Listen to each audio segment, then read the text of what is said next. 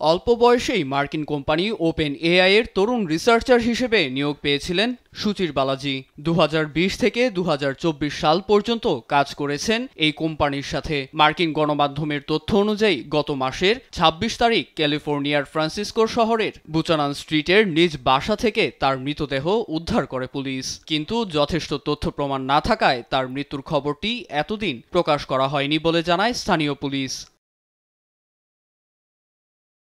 এর মধ্যেই বালাজির মৃত্যু নিয়ে তৈরি হয়েছে রহস্য। নিউ ইয়র্ক টাইমস জানায়, গত অক্টোবরে এ কোম্পানিটির বিরুদ্ধে বিস্ফোরক মন্তব্য করেছিলেন বালাজি। বলেছিলেন কোম্পানিটি কৃত্রিম বুদ্ধিমত্তার অপব্যবহারকে আরও উস্কে দিচ্ছে। সে সময় একই অভিযোগে পৃথক দুটি মামলা চলমান ছিল কোম্পানিটির বিরুদ্ধে। এমনকি এক সাক্ষাৎকারে তিনি আরও বলেছিলেন কোম্পানিটি যুক্তরাষ্ট্রের কপিরাইট আইন লঙ্ঘন করেছে এবং অপরাধ দমন না করে আরও উস্কে দিচ্ছে। এ কোম্পানিতে যারা কাজ করবে তারা এটি বিশ্বাস করতে বাধ্য হবে বলেও মন্তব্য করেছিলেন তিনি।